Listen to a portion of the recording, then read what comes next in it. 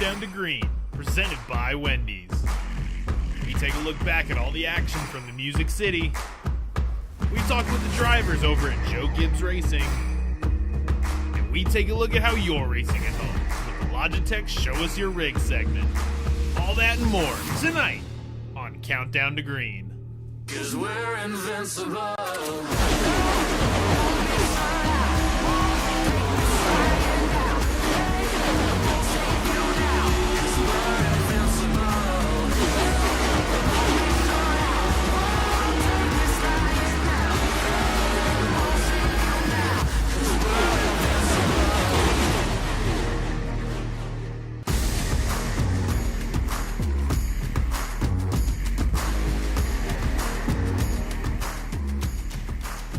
To the eNASCAR Coca-Cola iRacing series. This is Countdown to Green, presented by Wendy's. I am your host, Camille Salzar-Hadaway. Joining me, as always, I'm actually very delighted to see your two faces, Alan Cavana and Blake McCandless, and I'm hoping the buttering up of you two would help my picks later on in the show. We'll see, because we got a lot to talk about before those picks. I'm so excited to be here with you guys tonight as well, because if you remember last race, there was some bad blood. Maybe we see some revenge tonight, Blake, because there's only 2 more races before the playoffs. The time is now. Well, and that's what I think is going to make tonight so compelling, Alan, is the fact that there are just 2 races left to go into the playoffs. The fact that this is the last race in the regular season that's open setup. So these drivers have been working a long time to get these cars ready for tonight. Should make for a great show, and some desperate moves I'm sure we'll see at some point. Yeah, definitely maybe some desperate moves later on in the race, but I'm actually upset that you guys didn't see my desperate reach for a pun there. I said buttered up. We're in New Hampshire. Lobsters, hello. Hi, Lobster. That goes to the winner tonight. I love it. Well, before we talk about what's going to go down here, let's take a look back at Nashville. As the pace car will dive down to the safety of the pit lane. 100 laps on the docket from the Music City tonight as we say, let's go racing from Nashville Superspeedway. There off of turn 4, it was the 77 of Ryan Doucette. He caught a little bit of the outside wall. On the bottom side, that is Vicente Salas in the 55. And oh my goodness, that is, I don't think people understand how difficult that save is when the car's pitched to the right there.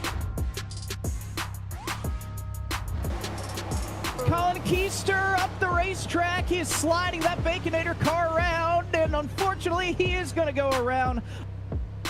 The rest of the field is going to pit as Nick Ottinger will stay out on lap 20. We'll see if that works out for him. Turn 1, it is Michael Cozy Jr. who has gone around after a stack up getting into the first corner.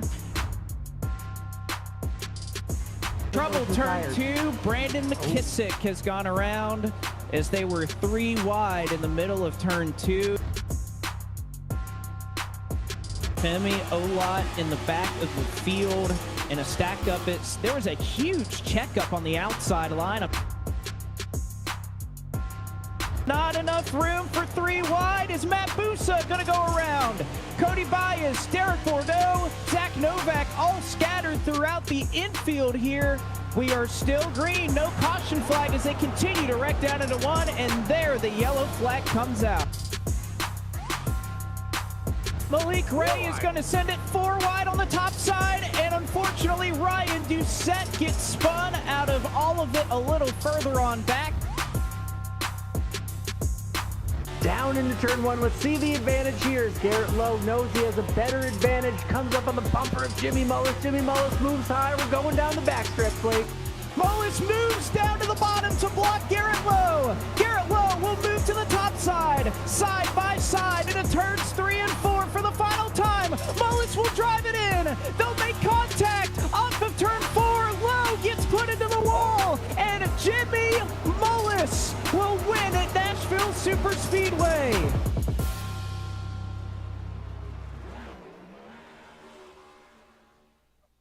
And what a win 2 weeks ago for Jimmy Mullis at Nashville Super Speedway. Although if you take a look at the current playoff standings, you're going to notice a name that's missing. It is last week's winner in Jimmy Mullis, who right now is not in the top 20 in points, so you do not see his name as a part of that winning group, the 6 winners right now that are locked into the postseason, assuming they stay in the top 20. So you have 4 in on points: Nottinger, Ray Bolin, and Cozy, as well as Matt Busa, Garrett Maines, who are still the 2 drivers on the bubble who could point their way in over the course of the next 2 races. But of course, if you look at the relegation standings, this is where things could really shake up. You can look at the top right of your screen. You see that name highlighted in yellow, Jimmy Mullis. He is 5 points outside of the top 20.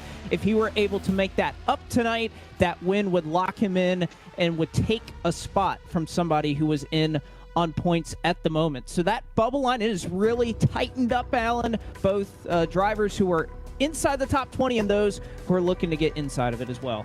So much on the line. Nashville changed up so much, including a little bit of the team standings. Take a look. Team Dillon Esports still on top, but William Byron Esports still right there, just 10 points back. After that, it gets a lot of separation. Junior Motorsports more than a full race back. If you look at it, Jim Beaver Esports moving up, Joe Gibbs Racing moving into the top 10. But look on the right side, because of Jimmy Mullis's win, Rise Esports was able to rise 3 positions in the team standings. Remember, this goes through the end of the season, these team standings. A lot of time left for these drivers, for these teams. A lot of pride, money, trophy, all for the team standings. So we always have to keep an eye on that, guys. Yes, we always have to keep an eye on it, and we know a lot of these drivers are going to be keeping an eye on the track tonight because, Alan, you mentioned it at the top of the show. It is crunch time. This is their final chance to really get in here. Temperatures are rising. The water's boiling. Alan, what are your thoughts coming out of Nashville?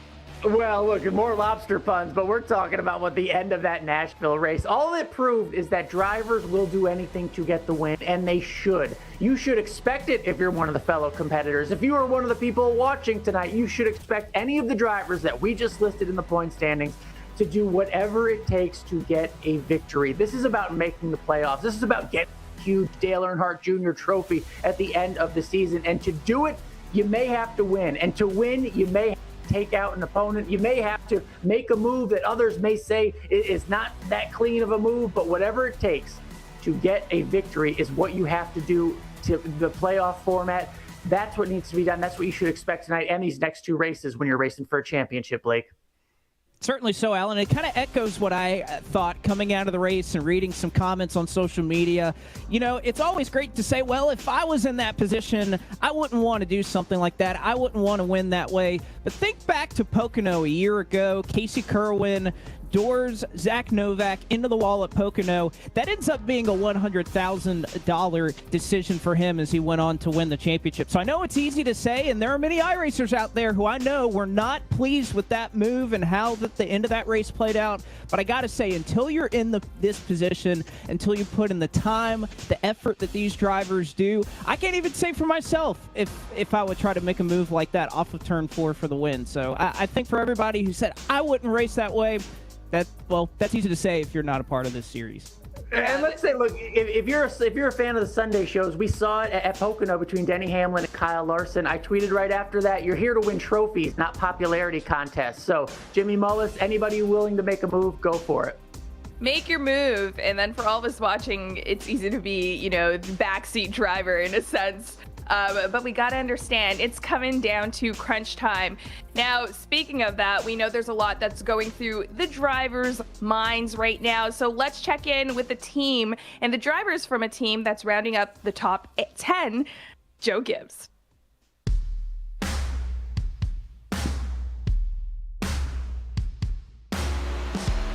Robert to the team is, I actually know one of the guys that is part of Joe Gibbs Racing, and he was so adamant on wanting me on this team.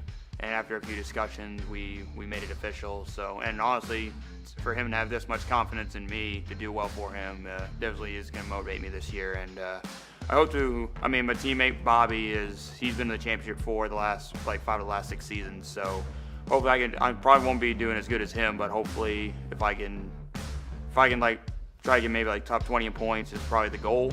But even if I could somehow make it to the Final Four. Like, I'd have to do some darn good stuff to be able to do that, but having 2 Gibbs cars in the Final Four would be pretty cool, not gonna lie. Yeah, back with JGR, just because we had such a good year last year, and everything about them is just fits kind of what I'm about at the moment. And I feel like I have a lot of support, good sponsors, and just want to go win it for them. Got close last year. I don't expect to be running that good at the start. I mean, I'm a rookie, so I've still got to learn all the ropes and stuff. But hopefully, top 20, like I said, is going to be the goal to try to, because that's where I've got to try to be to qualify for next year and stuff. So if we can like stay around, like getting like top 20 runs every week, just putting together solid performances, and maybe if others falter, you never know, we could end up in a really good spot. But if I can be top 20 by the end of the year, that'd be good. That's the goal. Make it to the Final Four. I've done it crazy enough 5 times before, and if I make it a 6th time, I'm just gonna be like, dang, am I gonna still like not win this? I gotta like stop being a runner-up and hopefully have some luck and bring the same speed as I did last year. So it'd mean a lot, and I just know I'd be extremely driven to win it. I honestly don't care about the other drivers being challengers. Like, they're all good. There's a ton of really good drivers, but I'm the only one that matters when I'm racing. Like, what I'm doing, if I'm driving the car right lap after lap, corner after corner. This is the same thing I said in Phoenix last year. Like, I don't care who I'm racing. If I'm doing my best, I will be the one to beat. Probably Parker. One, like he's just insane for how short time on this earth he's been on, and plus we're both from the state of Maine, so I feel like there's an interstate, rivalry right there. So it's like, who can be the best Maine driver, who can come out on top? Secret to victory. That is a good question. I don't really got too many secrets.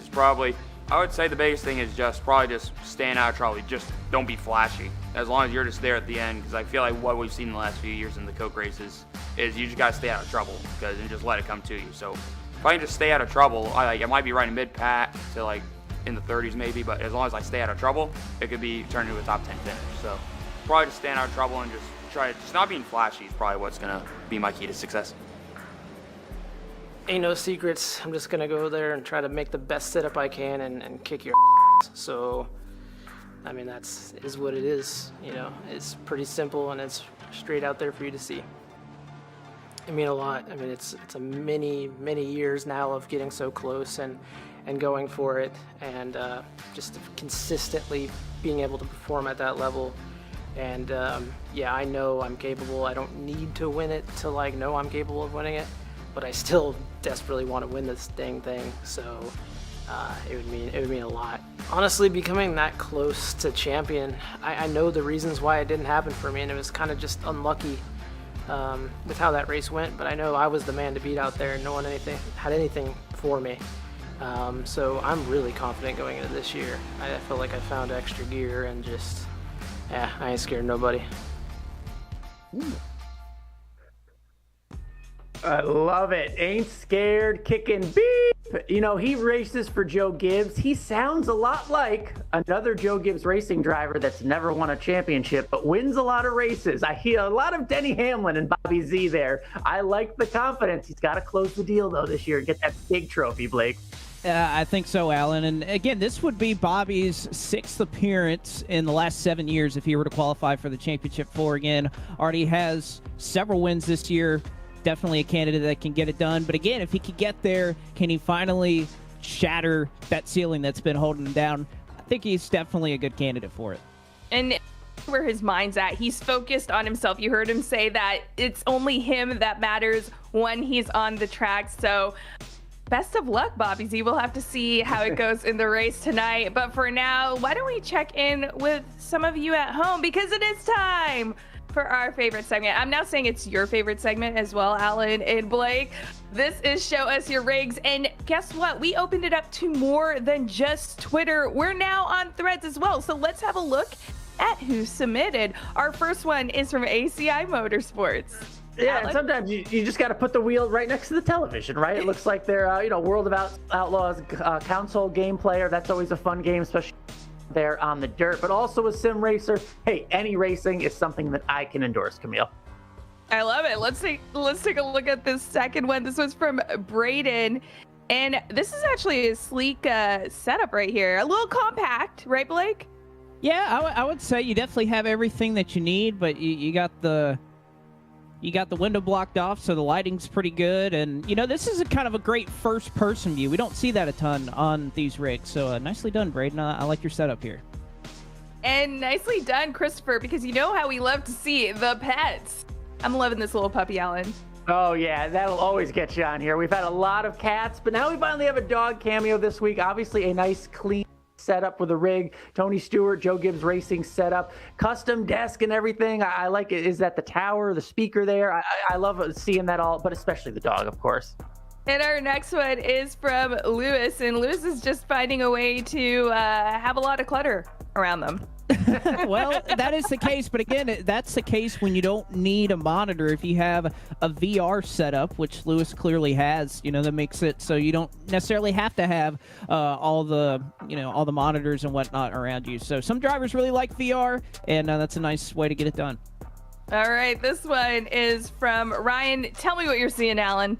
Yeah, a little clean there. It's a normal desk setup, but sometimes, you get a little heated behind the wheel. We've seen that clearly here in the Coke series. So he's got a fan right next to him ready to go in case you need to, adjust the AC, get a little cool suit going if you really want to get it. But I like it. Nice, clean setup there. Lovely setup. I'm pretty sure he puts on that helmet sometimes too. And Brendan, this one's really sweet. We got a little bit of RGB, the stickers. That's actually pretty sick. Yeah, he's got a lot of customization to his Sparko seat right there. So nicely done, Brendan. A nice little friend of the broadcast here, and you can find him on Twitch streaming as well. But you can see with the backlighting there, very, very nice setup that Brendan has. And you can also find your rigs right here on Countdown to Green. All you got to do is hit us up on all the social medias, use the hashtag eNASCAR and tag iRacing and NASCAR. You know we love to see it. And we like to talk to people, Alan. Right now, we've been able to talk, or actually look back at some of the drivers from Joe Gibbs Racing and where their heads at in this season. But now we have the Chief Digital Officer, and I feel like you know him pretty well. Yeah, we do. And that's what's fun to talk to different people because it takes so much more than just the drivers to make a team work, right? So we're going to talk to our friend, Brian Cook. A lot of us know him as Boris. That's a whole different story, but he's got a cool nickname. Brian, first of all, thank you for joining us. Let's start there. What is your role at Joe Gibbs Racing? How do you describe it? So my official title is Chief Digital Officer. Now, I've been at JGR for 15 years, and I started out in social media, trying to tell that story behind the scenes of what's happening with the race team, give fans an inside look going into places they don't normally get to go. And over the years, I've been able to build a team here, rise up a bit, and now I'm thankful that I'm more at an executive level, able to integrate social media into the overall marketing strategy of JGR. So it's a dream job. It's a different story we get to tell every week, and I love it, and iRacing is a big part of that too. Yeah, especially here in the Coke series, when the teams were finally brought in, what made you all want to jump into this series? Well, I can tell you that we were clamoring to get into iRacing long before 2019 when it became official that teams were going to be involved. I myself, grew up sim racing, fell in love with the sport because of it since I was a kid. And so the value I knew was there, and the Gibbs family and leadership knew was there. So we were definitely using iRacing. We were having fun with it. We ran some off-season leagues and did a lot of different things with it. And then when it came around to the time where it was official that we could be, an official team in the top, NASCAR esports league, we jumped right in. I mean, there was no question in our mind. And just from a pure love of the sport standpoint, it made sense. From a sponsorship standpoint, it makes sense. Even in some ways from competition, it makes sense. So we were all aboard right when it was ready. Let's talk about your drivers. You have one veteran that wins a ton of races and a rookie. What led you to those drivers for Joe Gibbs Racing? Well, I remember when we first drafted Bobby Zielinski, and I believe he was 4th seed at the time, and we grabbed him right up. We saw his diverse skill set from road courses to ovals, his dedication to the sport, and it didn't hurt that Bobby Labonte is like one of our tent post drivers, our historic drivers, and Bobby Z, Bobby Labonte, Interstate Car. It made sense there too. But of course, we just like him as a good dude as well. He's got a great personality. He represents us well, both on track and in interviews, and he's really fun to watch. And I think, when I first drafted Bobby, he told me, listen, we're going to make the playoffs this year because I feel really good about this road course that was on the schedule. And sure enough, he Babe Ruthed it and delivered. Not only the playoffs, he has made 6 Championship 4 appearances in 7 years. Winning helps. What else about Bobby brings him back every year to Joe Gibbs Racing? You have to have confidence in your driver. You have to know that he or she has a chance to make it to the Championship 4. And with Bobby Zielinski, I mean, it's not guaranteed, but it's pretty close to being guaranteed. I mean, he delivers. I'm thinking about last year when it didn't look too good, and he still delivered at Talladega. In fact, I still have the win banner back here behind me in my office, but he delivers that excitement as well as the victories. So it's really important from a sponsorship standpoint. We have that awesome in-person event for the Championship 4. To be able to invite sponsors like we did last year with Interstate Batteries, to be able to sit there and watch and have Dale Jr. there helping call the race, things like that, it's a big deal for our team as a whole, but also for our sponsors. So Bobby Z, he helps us fulfill that dream. Yeah, he does. And you mentioned the win banner. I've been to Joe Gibbs Racing there in Huntersville. They are everywhere across that race shop. Tell us a little more about the one over your shoulder. How cool is that? Yeah, so we take iRacing seriously here. I mean, we have, the Cup team, everybody knows, Xfinity, we have an ARCA team, and we have an iRacing team. And so for our wins across those real world, leagues, we raise a banner. In fact, we raised one for Denny Hamlin's win at Pocono on Monday this week. And so we do the same thing with iRacing. We have a virtual one. It's a digital one. We printed this one out here, but we actually have minted a few NFTs of the win banner, so Bobby can get one. The team has one. So we're having fun with the digital aspect. Even on the design, you can tell we pixelated the bottom of the banner there just to add that digital touch. And we love mixing the real world with here in the Coke series and how those worlds come together. Rumor has it, Bobby Z helped out with Chicago. Can you expand on that? What happened there? Well, so many people in the race shop at JGR on the competition side and the marketing side use iRacing and know how realistic it is and know how much fun it is, of course, too. But we know that there's things to learn. I mean, I'm thinking about, Denny Hamlin is a rookie winning at Pocono by using a simulator, much like iRacing, to learn the braking points and where to let off and where to turn in. Well, when we came to the Chicago street course this year, it was a complete unknown. Everybody knows that it was modeled on iRacing first, but heading into it that week, we actually asked Bobby Z to make some walkthroughs, some laps with our real world drivers, especially our Xfinity drivers, talking about, what ideal lap times might be, what's the ideal way to approach certain turns. And so that was really exciting just for me on a personal level to know that somebody as talented as Bobby Z was getting that recognition he deserved. And our drivers, when I offered that up to them, they jumped right on it, the real world drivers. They said, yeah, have them send us a lap, have them tell us some interesting things. The crew chiefs asked about lap times and tire fall off and just getting a good idea for a game plan into that big unknown that the Charlotte street course was. So we ran really well there too in both series. So that was an exciting time for me.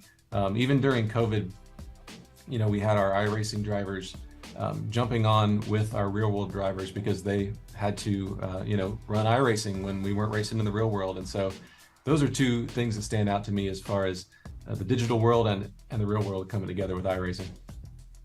Brian, thank you so much for joining us. Again, it's so cool every time we see that real world getting connected here in the Coke series, Blake. Every example is just better and better.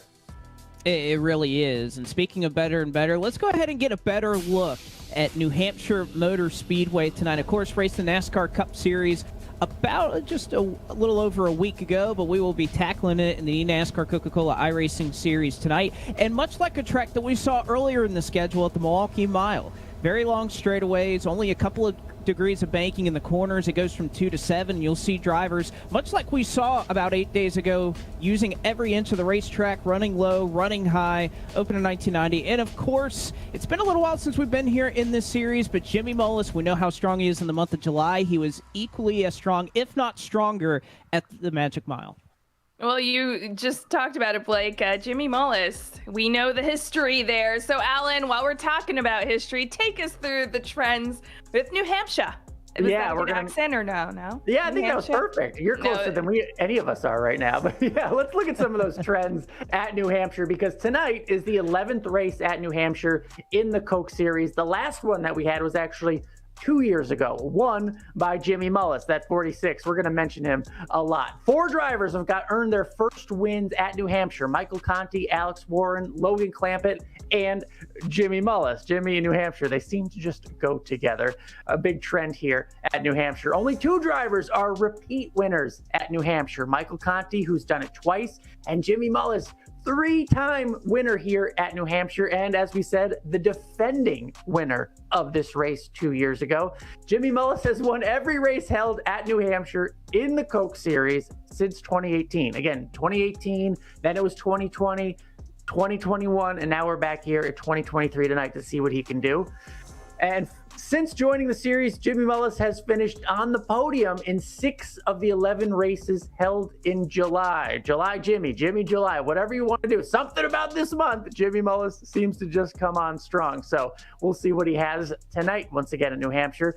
Since 2017, only 2 other drivers have won multiple races in the month of July. Casey Kerwin, of course, won 2. Zach Novak won 2. Last year was a big deal for Casey Kerwin in July, so that was a big deal, helping lead to a championship. But between Jimmy July and all the wins, there's a lot of trends there. We're mentioning Jimmy Mullis a lot tonight. It's a perfect time for him to get hot. Yeah, and I feel like it's a perfect time to start talking about our picks for drivers. So why don't we start with you, Blake? Let's go. Well, first we got to look at the points. Yes. Definitely made up some ground solidly in P2 after last week. Just have to mention that. But the driver thanks. I'm going to pick tonight, I'm going to add to the trend. I think we're going to get another first-time winner tonight. I think Malik Ray finally gets it done. He had his shot at the Milwaukee Mile earlier this year. He is having the best season of his Coke Series career. I think he finally puts it all together tonight and gets his first win to lock himself into the playoffs. And he's got a wonderful paint scheme on there tonight, but I don't think he's going to win, because my pick from Matthews, North Carolina, the defending champion. I heard July, Jimmy. No, it's July, Casey Kerwin. He's going to get the win tonight, or at the very least, secure my points lead, Camille, because I'm not giving that. Well, okay, I can't argue with you there. But what I will say is I disagree with you with Casey. I'm actually going for Jimmy July. Ooh. July's Jimmy, whichever way you want to say it. It is his month to own. I believe that he could do it for a 4th time right here in New Hampshire. Now I'm saying it in an English accent. It doesn't work out quite the same. Do either of you wonder what Garrett Lowe has to say about Jimmy Mullis winning tonight? Well, I got to say, that's a great question to ask. I think we'll find out the answer. Yeah, let's not forget what happened. I mean, Jimmy Mullis, Garrett Lowe, it came down to those two at the final laps. Blake with the excellent call at Nashville. And it was Garrett Lowe getting the losing end of that. And a lot of consternation in social media from Garrett himself, Jimmy getting the win. So maybe some revenge tonight. I don't know.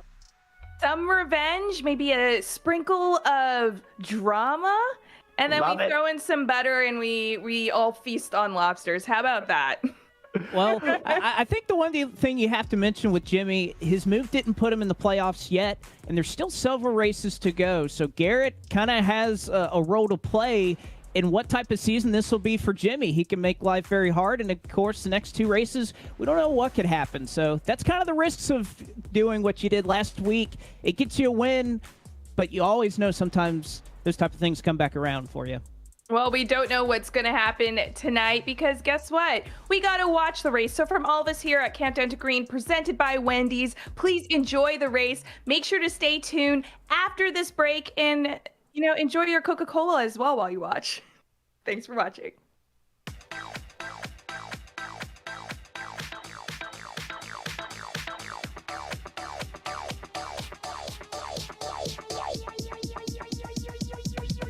I need to try it first. Wendy's is open until midnight or later, so come get that Baconator. Give me 1 honk if you want a Baconator. Yeah, give me 2 honks if you want Tyler to make it. Go night mode. Choose wisely. Choose Wendy's Baconator. Here and now is when it matters most. Heavy damage.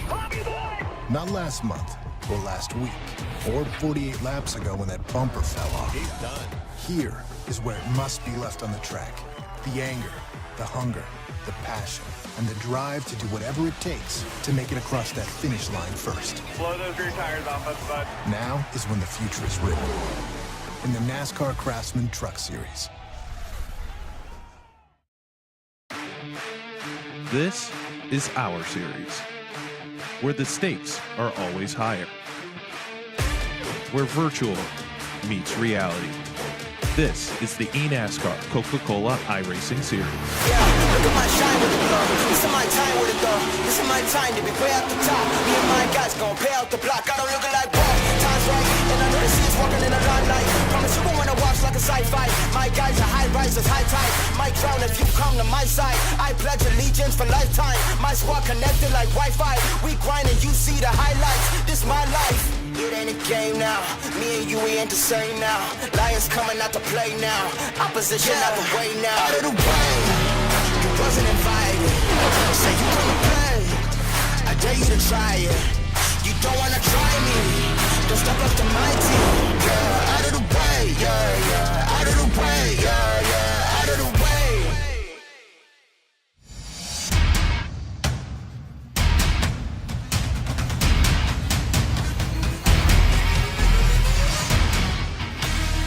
The road to $300,000 is just 2 races away from the playoffs. Where tonight from iRacing's virtual New Hampshire Motor Speedway, we say good evening, sim racing fans, and welcome to round 13 of the 2023 eNASCAR Coca-Cola iRacing Series.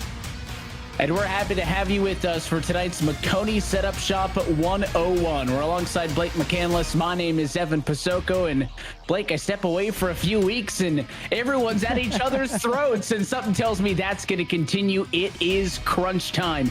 1 race after tonight until we know who will fight for the better sum of $300,000 this year. And New Hampshire can always bring out some of that excitement. It certainly can. I'm glad to see this track back on the schedule, and you have to think of the racing we saw on the NASCAR Cup Series side at Pocono. That's another race that we have left before we wrap up this regular season. I think you have strategy. It's a short race tonight, and people are going to get aggressive. It's going to be desperate. Everybody, there's tempers, there's everything. You're exactly right. Glad to have you back, but boy, are we in for a great 2 races here before we wrap things up. And not everybody's situation is built the same. The big story is Jimmy July, right? Jimmy Mullis, a race winner 2 weeks ago. He has won the last 3 races here at New Hampshire. He doesn't need to win the race. He just needs to get into the top 20. He is not currently in a top 20 spot. He's 21st. That's why he's not on that list. If he can do so, that's not good news for the likes of Cozy, Busa, and Baines, because it would drop them all down an additional spot. We'll follow that and much more all night long. But to get things underway here tonight at New Hampshire, let's go trackside to McConey Setup Shop driver Andrew Player to get us underway. So I'm Andrew Player, official driver for McConey Setup Shops.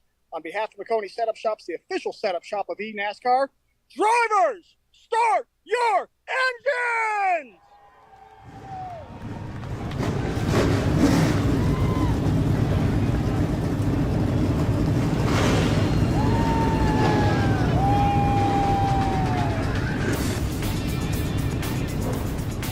We checked off his first career win a couple of weeks ago. Now he's got his first career pole. Jordy Lopez Jr. will bring us to the green flag tonight in his Team Build Esports number 3 alongside the Williams Esports 51 of Donovan Strauss.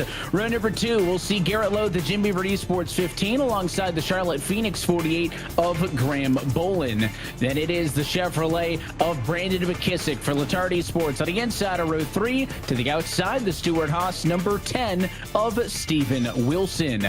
Row number 4, you'll see the second Team Build Esports entry. It's the 33 of Tucker Minter alongside the TK11 Parker White representing Tony Kanon in P8. Row number 5, we'll see the 20 of Wyatt Tinsley, the 42 of Colin Keister. Matt Busa for William Byron Esports will start 11th. Casey Kerwin representing XSET Repping the X, he'll start in 12th tonight. 13th will go to Joey Brown for FGR Excel. Malik Ray above that cut line right now for the postseason. He starts in the 14th position for Jim Beaver Esports. Corey Vincent of the Pittsburgh Knights rolls off 15th with ESC's Derek Bordeaux in the 16th position tonight. Dylan Duvall, Stuart Haas Esports will roll off 17th. Timmy Holmes will start in 18th after what is one of his best races of the season at Nashville Super Speedway. The other RFK entry, and Cadian Honeycutt is 19th, and Garrett Maines for FGR Excel rounds out the top 20. That's halfway home in a full grid of 40 tonight. Row 11 is going to see the William Byron Esports 25 at Ottinger and the aforementioned Joe Gibbs race at 18 of Bobby Zelensky, the winningest driver out of anybody so far in 2023. Then it is the Rise Esports fielded by Sunoco 75 Zach Novak alongside the second of the Tony Kanata Esports entries. That one, the 66 machine of Tyler Gary. Lucky row 13 tonight will see the Jeter Motorsports 88 of Kevin King and the second JGR Toyota, this time the 54 of Daniel Falkingham. Row number 14, it'll be the Rise Esports fielded by Sudoku 46 of Jimmy Mullis. A long way to go for the four-bagger tonight. He's alongside the Knight 77 machine of Ryan Doucette. And through your top 30, X-Set number 4 of Ryan Luza and the Front Row Motorsports 38 of Michael Cozy Jr. Unfortunately for 2311, both drivers 31st or behind to start this one. Keegan Leahy 31st, Dylan Alt for Letarte Esports will go from 32nd.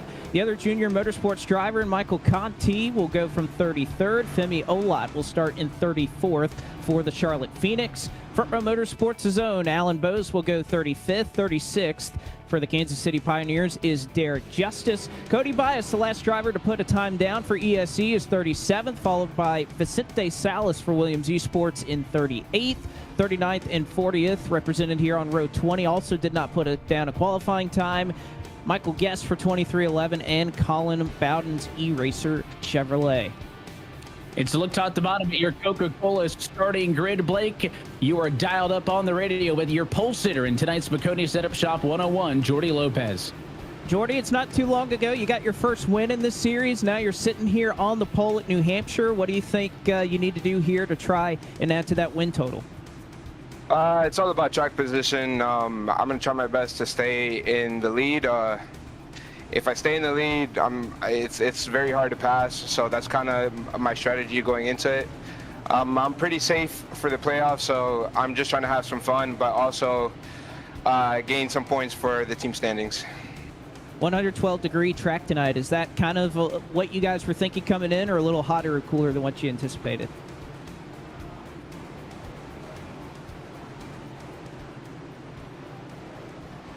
All right. Looks like he's ready to get underway. Yeah. I was about to say, he stepped out. He's ready to go. He's ready to go. Like you mentioned, he is locked into the playoffs. There is no concern for him. He's just looking for a bit of an added bonus tonight. The same can't be said for the rest of the field. A lot on the line for this penultimate race of the regular season. And we're happy that you're with us for tonight's McConey Setup Shop 101. Pace car off and in. Jordy Lopez leads off of 4. Let's go racing at New Hampshire.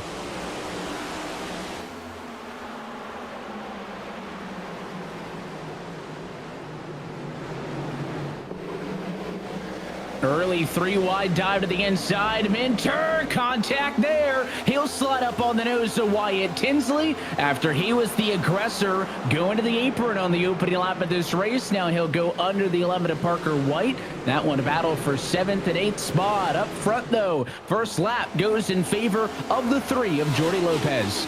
Can we just respect how low Matt Busa was running on that opening lap? I mean, my goodness, he was all the way on the apron in 1 and 2. He did the same thing in 3 and 4. Everybody trying to fight right now for that second lane in turns 1 and 2. But my goodness, I got to give it to Matt Busa. He was willing to go where nobody else was on this opening lap, and now Tucker Minter going to try to do the same.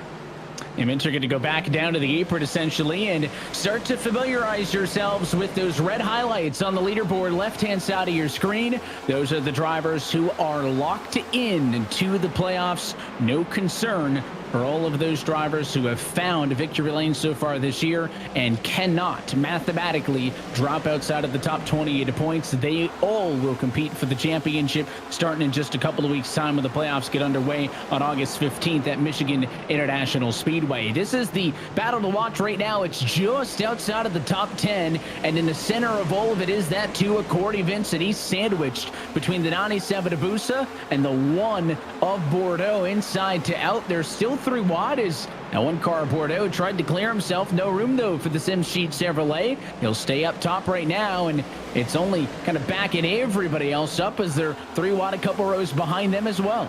They are 2 and 3 wide stacked up here in the middle of the field. We did have a change up front, though. Donovan Strauss was able to go by Jordy Lopez Jr. He got control of the race lead, and even that last lap around, a little bit of contact with Garrett Lowe, who's already charging for second. You can imagine some of the frustration that he may be experiencing after that Nashville Superspeedway finish, but wasting no time to try to get after it. You can kind of see it all the way off in the distance here as we ride on board with Dylan Duval as we are, making contact off of 2 with Timmy Holmes in the 6, Dylan Duval, and of course Matt Busa, who again is still running much lower than the rest of the field. You talk about track position and how much clean air will matter here. Well, Matt Busa's got plenty of it down all the way on the apron.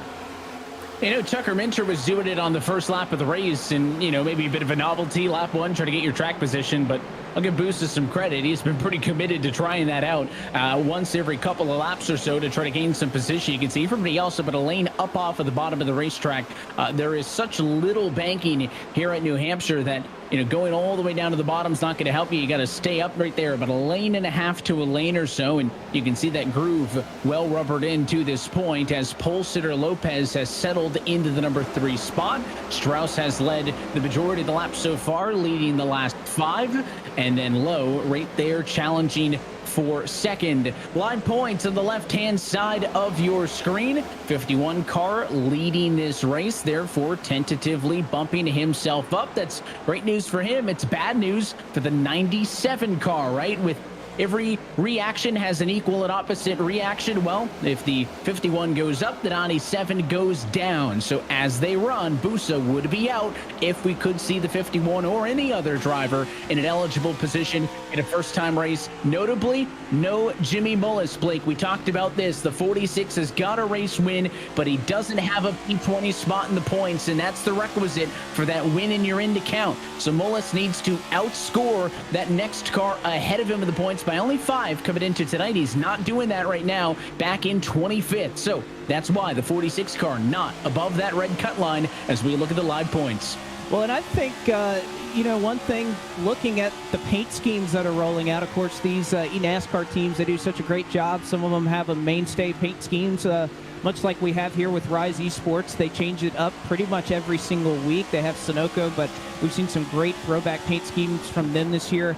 How about the protest car that Garrett Lowe is running right now in the 2nd position? It's a throwback to 1996 in the Coca-Cola 600. Kyle Petty and Dale Earnhardt had a little bit of a run in there. And so Kyle Petty the next week out ran a protest scheme that was painted up like the Goodwrench Chevrolet of Dale Earnhardt. And, well, guess what? After the moves last week, Jim Beaver Esports apparently had some thoughts about everything that went down. But Garrett Lowe, you could see they even went so far as to change the number font on this race car. And I got to say, he's making that black Big Green Egg Ford look pretty good right now in the 2nd position. Yeah, I don't know how easy it would be, but he's got a sticker, by the way, on the left rear quarter panel of that race car, like a Band-Aid, some duct tape, and it says JM was here on the left rear quarter panel of that car as well. So, props to the team for having some fun with it, but also, again, Garrett probably not happy with how that whole thing shook out, and I think the best protest that he can do tonight is go out and get the race win. He's doing a decent job of staying on the bumper at Donovan Strauss. The gap between those two sits at about 4 car lengths at the moment. Well, and luckily for Garrett Lowe, he didn't receive a 5-lap penalty like Dale or Kyle Petty did back in the day. But you could see it's not just the Garrett Lowe car. Malik Ray, same thing, running here in the 12th position. My pick earlier from Countdown to Green presented by Wendy's. So this is a company-wide message here from Jim Beaver Esports tonight. Same Dale Earnhardt paint scheme. You don't have multiple numbers with Malik Ray. It's just the 7, so you don't have the offsetting 42 like Cal Petty had back in the day. But again, props to the team for willing to make a statement like that. Gives us something to talk about, at least for sure. It does, and it's fun that they've got a united front, a little bit of sense of humor, and again, goes to show how much these late race moments mean. Tonight, of course, is the McConey Setup Shop 101 as we try to work ourselves into a bit of a green flag run here. Want to bring in Jeff McConey from McConey Setup Shop and get a couple of words. Jeff, we appreciate your time. For those who may not be familiar, I know we've talked a lot about McConey Setup Shop on the broadcast this year. Just tell us a little bit about what you guys do. Well, iRacing has some baseline setups that are pretty successful to get you going right out the gate, but some people want to try something a little different. They like the car a little looser, a little tighter. Sometimes they like very specific ways the car handles. So that's where we come in. We can offer different services to custom build setups, or you can get the setups right off of our website that we provide, and those are built by some of the professionals that we have here. It's a great alternative to the iRacing Open setups that they provide, and you can really get going right out the gate. We also have McConey Entertainment, which does broadcasting. We do paint services. We do custom setups for leagues and stuff. Anything that you need, you can probably find over on our website, www.mcconeysetupshop.com. And if you like saving money while you're going fast, then grab a subscription at mcconeysetupshop.com/subscriptions. When you're well in tuned with the service and the community, obviously, Jeff, being around it for quite some time, I got to ask you, what do you think the sim racing community benefits out of seeing with eNASCAR and iRacing? Well, everyone starts from the beginning with the same level of experience and at the same iRating. From the start, you can actually go and watch these drivers up at the top compete, and it is just really intense competition in the Coke Series. And when people watch that and they realize, oh, I can race my way up, I can run through the Road to Pro Series and compete for one of these spots at the top level, and knowing that a sanctioning body with millions and millions of fans all around the world is behind it in NASCAR and their eNASCAR division is incredibly cool, and it's really special. They do a lot of work behind the scenes as well to always make sure that they are on the cutting edge for what fans want. They do all of these great features at the tracks. You'll see the eNASCAR hauler there and all of the side exhibits that they have. You can go and turn some laps on some simulators there with iRacing. And I think the biggest thing, though, is having that big sanctioning body. And you see it on some of the other series that iRacing promotes as well, with the World of Outlaws. On the dirt late models, you have the Porsche over on the road side.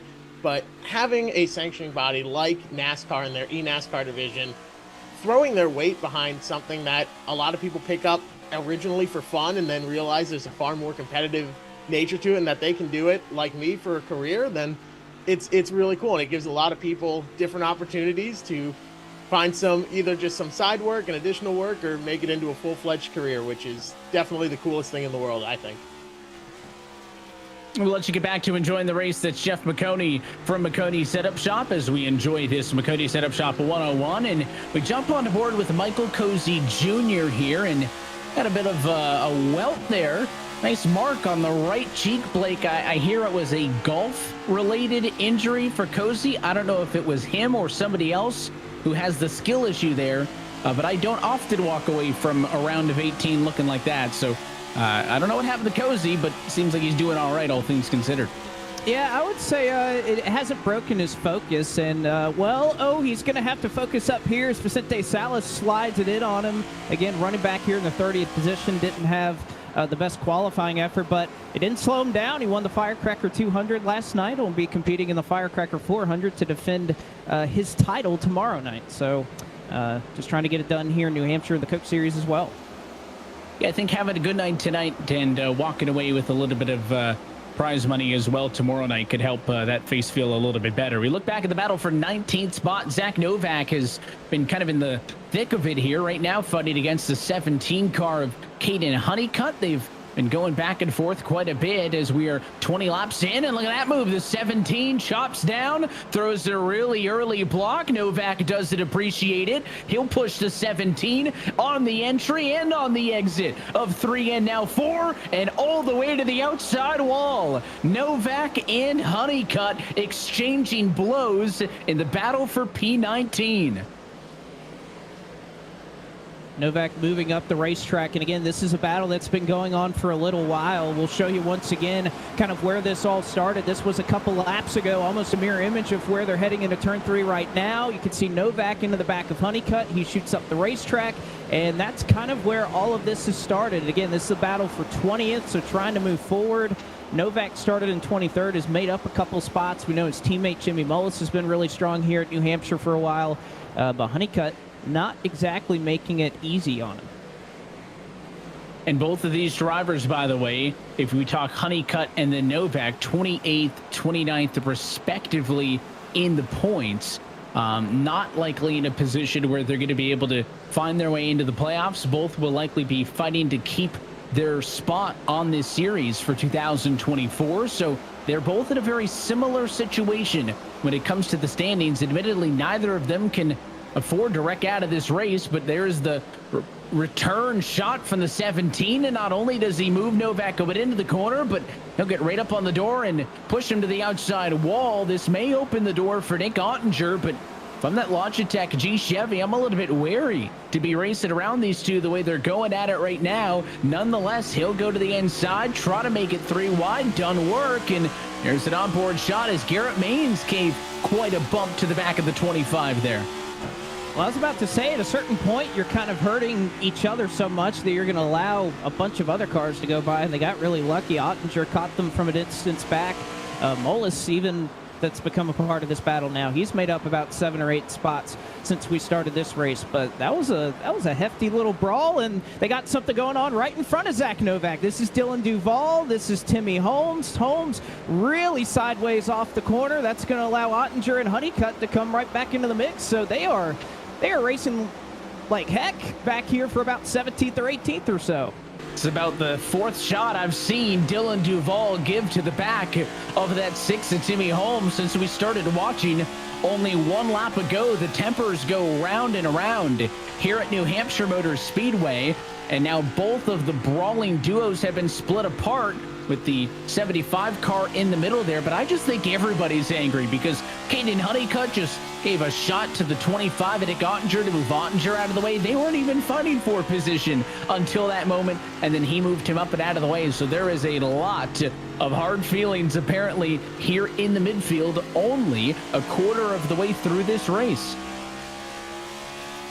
And that's the thing, we still have quite a ways to go here, which I gotta say, this race is going a lot better than most of the New Hampshire races I loaded into. It can definitely be a tough track on the iRacing service to get right. These guys are getting it done so far here.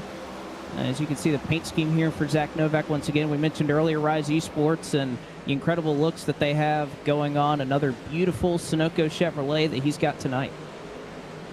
Yeah, both of those Rise Esports cars are always mixing it up, and I don't think you can go wrong ever with those Sunoco colors. They always look so good. So Novak's got a good-looking car tonight as well, and Mullis as well rocking a special paint scheme that we took a look at a little bit earlier. Up front, though, it's Donovan Strauss. He has led 27 of the laps that have been completed so far at New Hampshire, and he's pulling away with it 8/10 in front of Garrett Lowe as we get closer to halfway and possibly green flag pit stops. Donovan Strauss, though, in control early in the McConey setup shop at 101.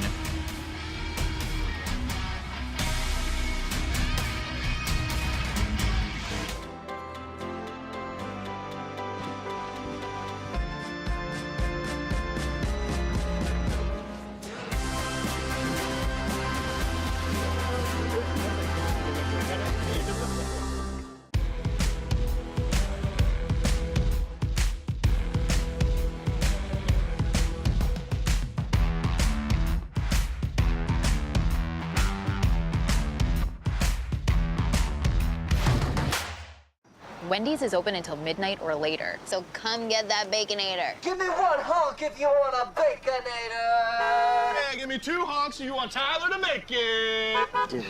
Go night mode. Choose wisely. Choose Wendy's Baconator.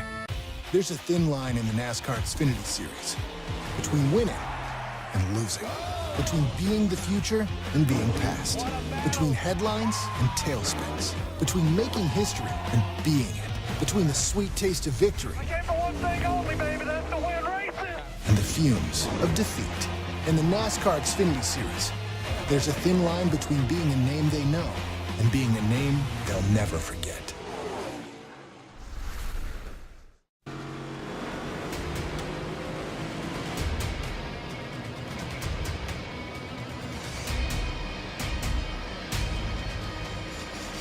And back live at iRacing's virtual New Hampshire Motor Speedway, where coverage of tonight's race is brought to you by Coca-Cola, the official fan refreshment of eNASCAR. By Logitech G. Through design, engineering, and a love of driving games, Logitech G takes racing simulation to another level. Logitech G, the official wheel and pedals of the eNASCAR Coca-Cola iRacing Series. And by Wendy's. If you're not baconating, what are you doing? The Baconator's got 6 strips of oven-baked bacon and a half pound of fresh, never frozen beef. So yeah, grab a Baconator today and choose wisely. Choose Wendy's. Tell you what, Blake, I know my Baconator was the best way for me to get fueled up for tonight's race, and we've needed to be attentive because it has been aggressive, especially in the midfield. Donovan Strauss up front took an early lead. Things have been pretty quiet there. It's been everywhere else where the action has been so far. As you look at that 2 of Corey Vincent, P12, that's been one of the fun spots that maybe has simmered down just a little bit as we put 34 of 101 laps behind us. Certainly so. It's been really back here around 10th, around 15th or so, where we've seen the most action. As we take a look once again at the live standings now. Again, we talked about how much Jimmy Mullis's effort would shake things up. This is yet another opportunity for somebody who has not won a race. In fact, Donovan Strauss, he's never led a lap in the eNASCAR Coca-Cola iRacing Series. So for him to go up front and be leading and continue to pull away from Garrett Lowe, what a statement from that young man. I remember racing against him coming up through the ranks in Roto Pro. He's the next big thing, and I'm glad to see that he's finally starting to showcase that here. But that would change the dynamics of this playoff substantially. And that's with the fact that Mullis right now, again, he's still kind of making his way up through the field, running in 23rd right now. If he gains a couple of spots, there's another winner that's into the postseason. It would leave just 2 going into Pocono, assuming all things hold, that would be open for drivers to point their way in. So a lot can change tonight based off of that, but a great effort so far from Donovan Strauss. Yeah, he's putting himself in a really good position. And again, the driver that we were really focusing on, I think, for Mullis was Corey Vincent, right? Blake only 5 points ahead of him, so Mullis would need to beat Vincent roughly by 5 positions. But Vincent's 12th right now. Mullis is 23rd, so that gap is growing in the wrong direction for Mullis. The possible positive would then be the next driver up 19th in the points, Alan Bowes, 207 into tonight to the 193 for Jimmy Mullis. So that is a 14-point gap. So Mullis would need to outscore him by 14 spots. Mullis is 23rd right now. Bowes is down in 30th. So not quite all the way, but right now I think in live points he's actually closer to overtaking Bowes than he is Corey Vincent. Vincent's doing a good job of hanging him off. Here's the battle for 4th and 5th position. Wilson's got it. Bolin wants it. They're right on top of each other as they head off to turn 1. That they are, and again, there's so much left to be determined in this race. Actually, during that last commercial break, I loaded up the fixed setup, decided to test drive a little bit to get an exact number with this track temperature on what the fuel window is. And it's so dynamic, Evan, depending on whether these guys are shifting down into 4th gear. Well, we know they're doing that, but they could be shifting down into 3rd as well. It's going to be close on whether these drivers can make it without having to pit. Again, it's 101 laps. 101 miles at this racetrack. That's basically as far as a 20-gallon fuel cell can take you in this next-gen car. So I wonder, as we see some drivers, we saw Jordy Lopez Jr., he kind of drifted back and let Strauss and a couple of other drivers take the lead initially.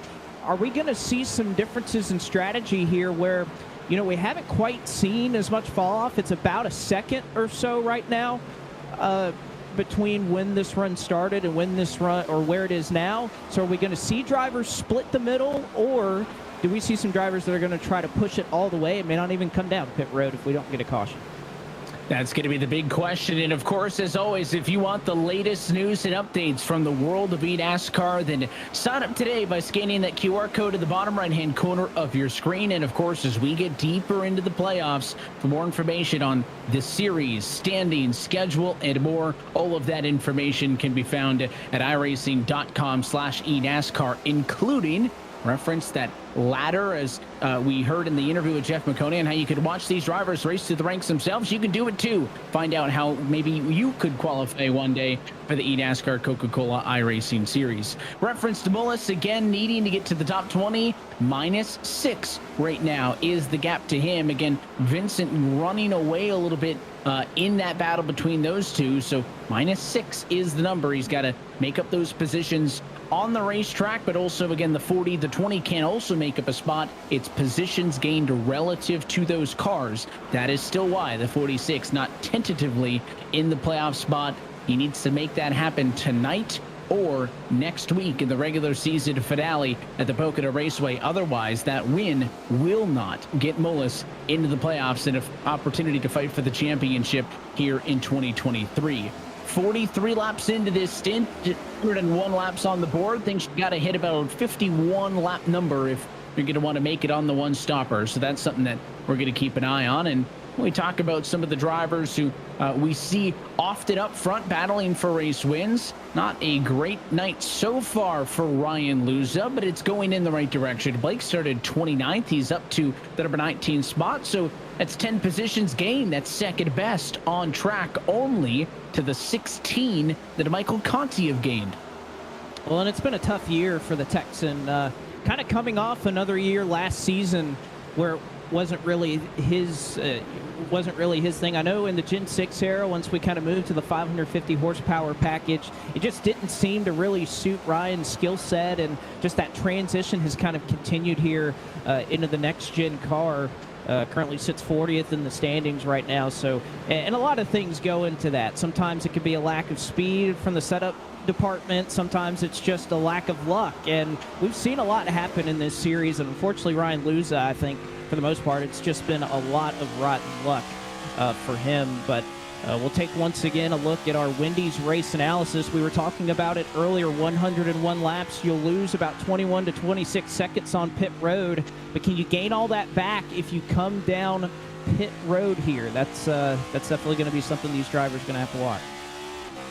And if this thing cycles out like it's looking, the 3 sets of tires not going to be a concern. And here are 2 takers. Derek Justice is on pit road. Alan Bose also down there. Justice has been down there for quite some time after he was involved in an early race accident on lap number 2 of this race. I don't expect his QT Toyota to return to the racetrack. Different story for Alan Bose, though. It's going to be in and out service for the 34 car. Lap 46. Don't think that's going to be enough, Blake, to hit the number.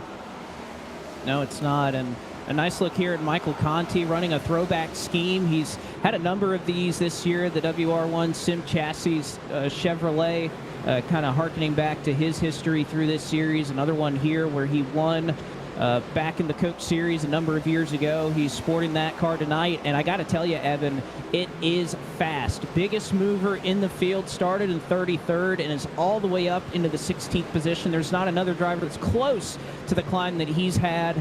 And you know what, Evan? We've seen this a time or two where Conti has just been probably all around the fastest car that we've seen so far this year, but this is not the first time that he has missed the marker in qualifying.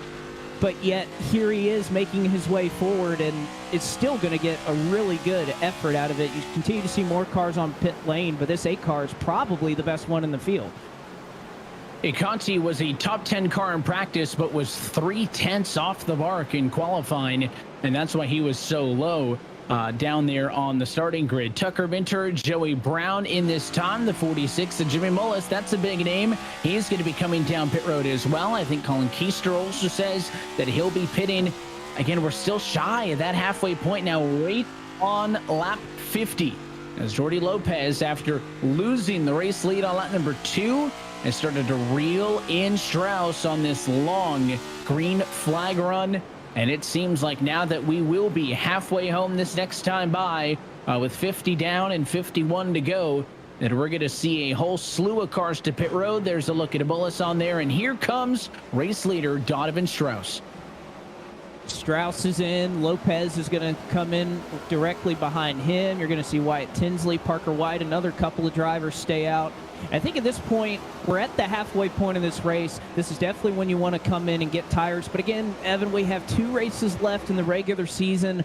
Only a couple more chances for these drivers to try and lock their way into the postseason. I think you're going to see a large group of drivers. Again, we talked about, the runs I was just making as a ghost driver in this session. You could go about 94, 95 laps. I think we've got to have somebody that's going to be willing to push the issue and try to catch a caution, but it's not going to be Tinsley, White, or McKissick. They're all 3 down pit lane right now. They'd assume the top positions, and they all come marching down to pit road. Again, more cars continue to stay out a little bit longer, gives them that much more security on being able to go scheduled distance. So at least for the race leaders, looks like it's going to be a doable number if this thing is allowed to cycle itself through. Casey Kerwin has an opportunity to go up front. That's going to be a lap led for the number 95 Chevrolet. Malik Ray there in second. Corey Vincent in third. This could be interesting as we see Conti and Luza come to pit road, because again, Vincent kind of the target of Jimmy Mullis. Mullis is already pitted, Blake. Vincent staying out much longer. Just interesting that those two who have such consequential impacts on each other's championship hopes going different directions on this pit cycle. Yeah, and again, you can see the top half of the field has not pit yet. Donovan Strauss has already made it up into 20th, but there's about 18, 19 cars that have still not come down pit road. The one thing I'm looking at here with Casey Kerwin, though, is just look at how unsettled that car is. It may not be a question of whether you can make it on fuel. Can the tires make it as long if you wanted to try and stretch this all the way out? You saw Tyler Gary right there in the 66 down on pit road as well. But that may be the concern for a lot of these drivers is, can the tires kind of sustain enough speed to do a 100-lap run? Again, I think with a track temp of about 113, we still see a little bit of cloud cover here. It's possible, but you'd also want it to be a little bit hotter, a little bit slicker. Wouldn't be in the throttle as much. You'd be able to save a little more fuel that way. Well, Casey's best lap was on lap 4, 30.875. His last lap of 32.1, so decent bit of drop off there. That more so plays a factor into those drivers who come down pit road sooner, get the fresher tires quicker, try to gain an early advantage. Drivers who stay out a little bit later are going to get the better tires a little bit longer to the end of the race. But it's important, as you mentioned, that Strauss was already up to 20th, and now it is 19th. He is the net leader on this cycle. It is a big gain for Lowe, who pitted 1 lap earlier than Strauss did, and has been able to move himself into what is a net P2 as they run now. As we take a look at the race for P12, the 45 machine of Michael Guest and company, all fighting in this group of 18 cars who have yet to come down pit road, as we are well past that halfway point. So putting the fuel question to rest, and maybe if you could go 54, Blake, then some of the cars who we may have thought had pitted too early, only 46 laps into the race, may be able to go those 54 to the end. And I think at this point, you've kind of made your bed and you're going to have to lie in it. If you're going this far past, we've seen the big difference the tires make. It's a second or perhaps a little bit more. So I think at this point, you've gone about 4 or 5 laps past that pit window. We see a lot of guys on fresh tires who are starting to unlap themselves at this point. I really think at this point, if you're staying out, you're in it for the long haul. You'd be really doing yourself a disservice to go this long and then come down and eventually pit. There's a look at Dylan Alt's number 40 machine. Some new colors. Oh, we got trouble for the race lead. Casey Kerwin saved it. Malik Ray was in the back of him, and somehow Casey Kerwin did not spin, as we have a battle up front for the top spot, as Malik Ray had Casey Kerwin jacked up off of turn 2, and a great save there, but that's definitely going to cost them some time. 2 cars fighting for the lead position, but off cycle with the race leaders got together. And I don't think the initial contact has scared the 7 at all, because Malik Ray going to go right back to the bumper of the 95 Chevrolet. Watching on from third is Corey Vincent, watching in the wings. The 7 looks to the inside, will not make the dive there. Now goes to the bumper again, and the 7 just trying to go through the 95 at this point.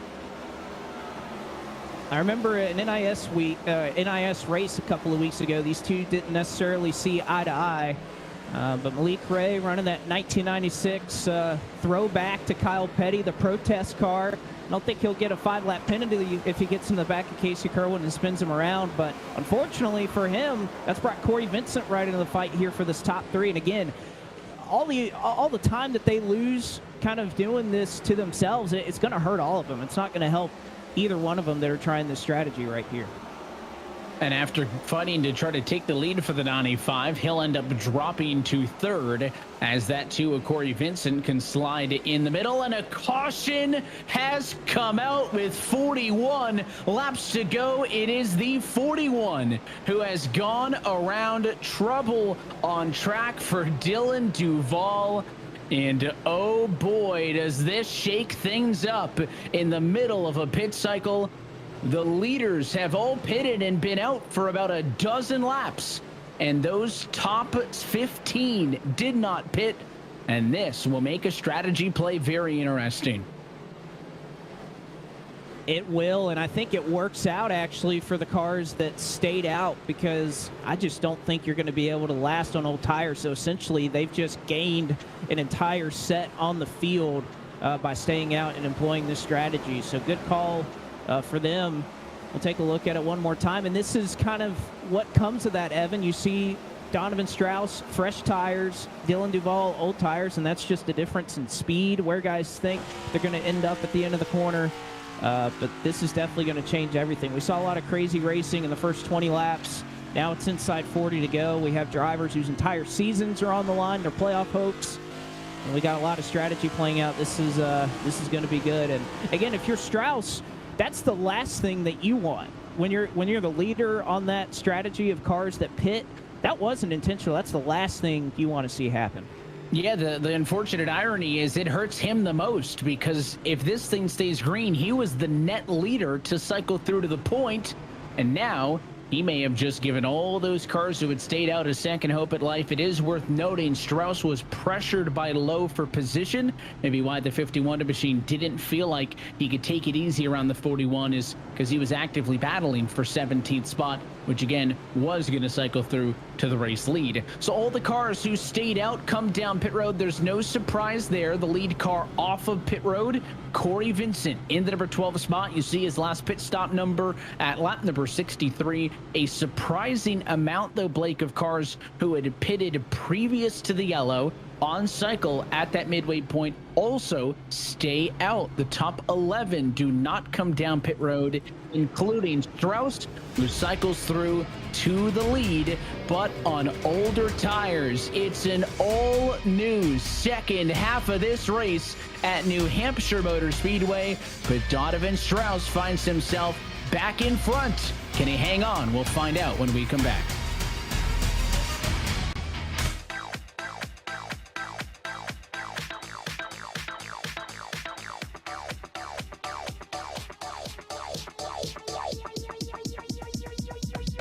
I need to try it first.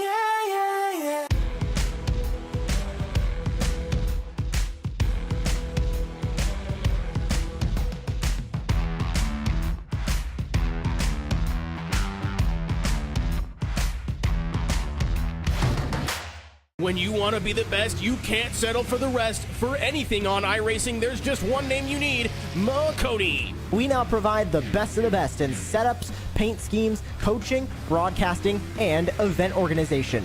With cars across all 4 license classes, we have what you need to hit the track with confidence. Grab a subscription and save money while going fast at McConeySetupShop.com/subscriptions. And remember, at McConey Setup Shop, there are setups, but your victories. This is it. One last chance at a playoff push. We know what we can do. I'm ready to go to work. A few familiar faces have already booked their tickets. Others are red hot at the right time. While a herd of hopefuls have some hard driving to do. Around goes Bubba. Those last spots are gonna go quick, so don't blink.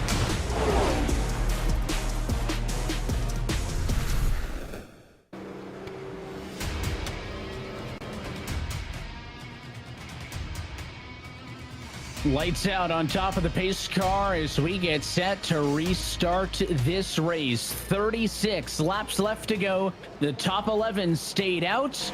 Everybody else on fresh tires. Pace car down. Strauss takes the green as we are back underway. Coverage, as always, of tonight's race brought to you by our friends at Wendy's. Tonight you can get $2 off your Wendy's DoorDash order and a chance to win tickets, lodging, and flights for two to the Coke Zero 400 at Daytona. And don't forget to add an ice-cold Coke Zero Sugar. By Logitech. Through design, engineering, and 11 driving games, Logitech G takes racing simulation to another level. Logitech G, the official wheel and pedals of the eNASCAR Coca-Cola iRacing Series. And by McConey Setup Shop as the yellow comes out behind. McConey is the original iRacing setup shop that is trusted by real-world and virtual professionals to get the job done. Visit McConeySetupShop.com to see why they are the official setup shop of eNASCAR and choose a subscription to save money. McConey Setup Shop, our setups, your victories. And that was the second caution flag of the night back there in the back, Blake, which will slow things down and give us a chance to analyze where things stand.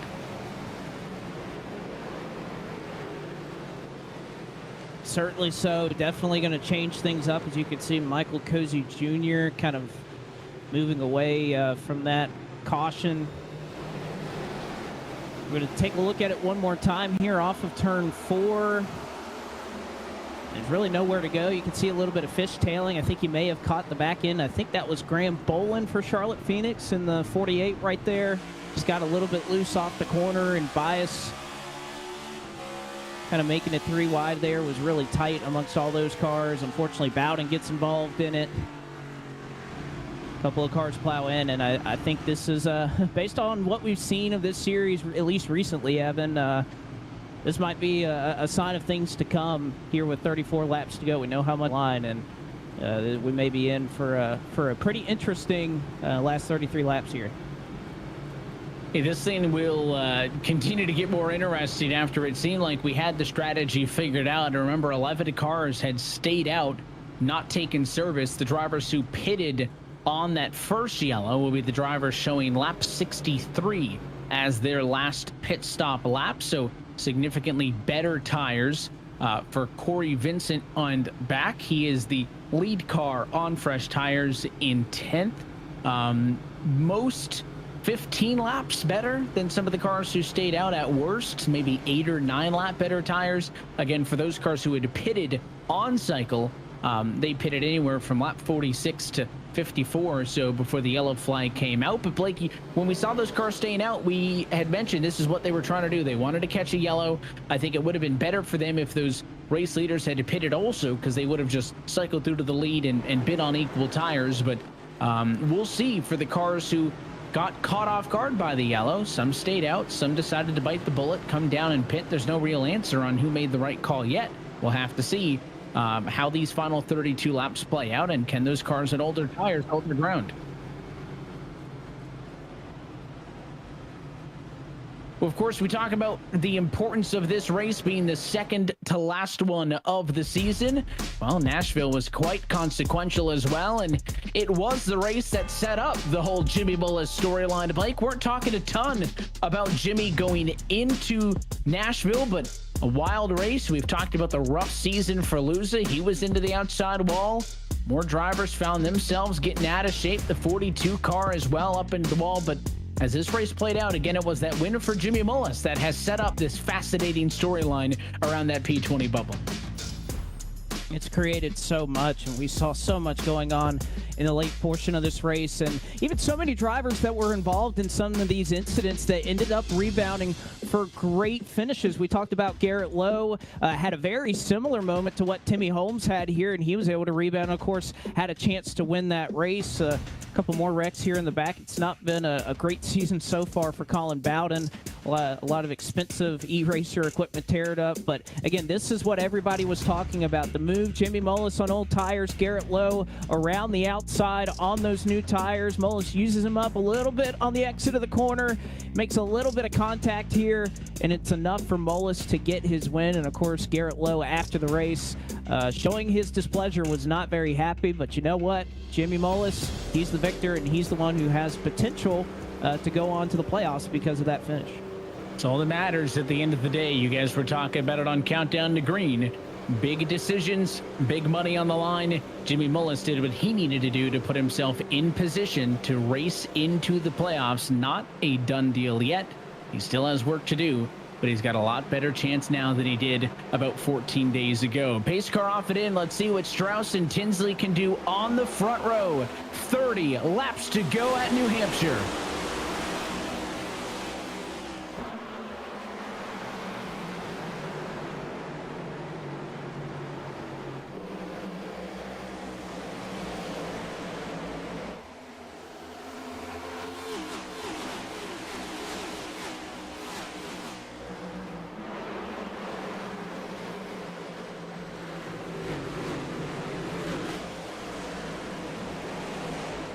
Lots more 3 wide, beating and banging in the midfield. Up front, though, Strauss able to hold on to the top spot for the moment. No movement from Vincent. He stays P10 as the first car on fresh tires, now 11th. He actually loses some as you look at the battle for 3rd and 4th position. Tinsley in the 20 trying to hold off, but here comes McKissick to the inside as the 8 car Conti joins the fun.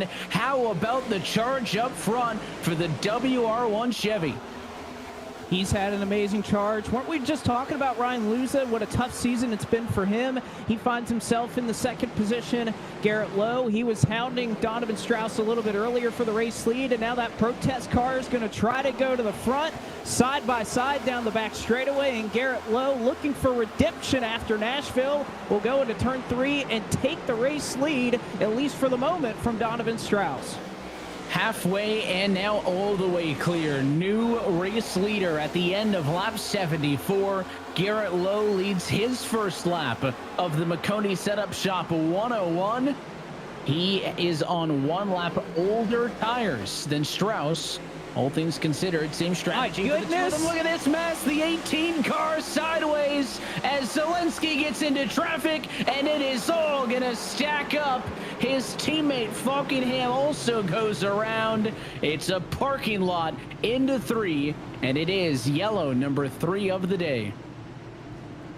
And you can kind of see a meeting of the minds there off of 2, the 2 Interstate Batteries cars, kind of around where all of that started. And again, you could see the exact same scenario here that we saw in the Cup Series race 8 days ago here at New Hampshire. Guys being able to make every single groove work. We saw guys beneath the apron, 2, 3, 4 lanes. Didn't know if it was possible here at New Hampshire. And yet that's what we saw right there, and that's what created that kind of funnel effect off of turn 2. Is the reason that maybe Robbie Gordon and Michael Waltrip don't necessarily get along here off of 2. That's exactly what we saw here. Just a huge stack up, 3, 4 wide, and just not going to work here with 26 to go. We'll take one more look at it. We'll get another perspective. And again, anybody who saw that iRacing drone shot could have called this one coming. It's the 18 in the middle. Watch the 43 underneath. Here's where the contact's going to be just a nose up. And as Bobby come down, maybe 43 comes up. It's the staggering that just gets him out of line. And the actual spin happened with the 77 and the 54 in the bottom as the 18 went up. Everybody else tried to go low to avoid him. And it was kind of the non-wreck that caused the wreck. Let's see the perspective here from Bowden.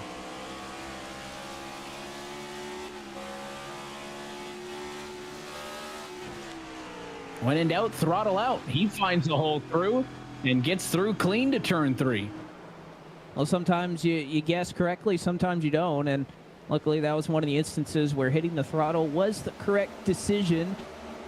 We're going to see here Caden Honeycutt, the 17, Ryan Doucette gets turned the wrong way, and oh man, what a huge impact there on the inside. Nearly kind of got into where the road course section is here in the infield, but unfortunately got the tire barrier. That's going to more than likely be some required repairs for him. Indeed it is. Fortunately rather, not going to be required repairs for Bobby. But Bobby, I'll kind of ask you, is the car at all hurt after that contact that caused the latest yellow? I don't know, and I'm not going to check. I'm just going to try to keep track position. We were in a pretty dang good spot on the bottom following, I think, Novak, and yeah, just got, I think the guy outside of me got hit into me and caused me to lose control, and we went up the track, lost spots, and then in the middle of 1 and 2, people are setting it 4 wide and not lifting and driving like goofballs, so like you just get stuck in the middle of it. It just becomes kind of out of your control, and we're gonna try to make a fight back. We don't got a lot of time, but you know, we try to make the most out of it. I know you're trying to make the most out of this race, these next couple of races, but being in the position that you're in, pretty much securely locked into the playoffs, has a lot of that preparation kind of already started for you, maybe looking past this race, past Pocono, and starting to focus on some of those tracks that we'll see in the postseason? Not quite yet, because like I still wanted to come in here and you know, try to win, get more bonus points. So excuse me, so like, there you go, grab your breath. No, just like randomly, you know, spit goes down the wrong tube and just anyways. Yeah, it happens. Yeah, I was gonna try to win this. I had an abysmal qualifying lap. Just everything went wrong. Didn't have the grip I thought I would have, and we have pretty good speed. Just running out of time. All right, Bobby, we'll let you get back after it. Best of luck. So Bobby with some work to do, 26th on the racetrack. Lights go up. Like I will say, for the cars who pitted and got the fresh tires, I didn't think the guys up front on the dozen or so lap older tires would be able to hang on, but none of the fresh tire guys have gotten higher than P11. Well, unfortunately, these yellows don't help that. You go through more heat cycles, it's going to take away some of the advantage of those fresh tires. And the more we keep wrecking, the more those guys who stay out, they're going to take advantage of that track position. We'll see if they can get the green flag laps needed to make some moves up front. New race leader Garrett Lowe brings us to the green flag, and 22 laps to go from Loudon. Here comes McKissick, gonna challenge Strauss in the battle for second, and that's gonna give that 15 some clean air off at turn 2. And this is a run that Brandon McKissick has really needed this season in the eNASCAR Coca-Cola iRacing Series. Was a part of the Road to Pro and the Contender Ladder for such a long time. Finally was able to make his way to the series, but like a lot of rookies who make their way into this series, it's a tough sledding as we have a huge wreck on the front straightaway. You can see Garrett Maines has spun out, and we will rack him up and try it once again.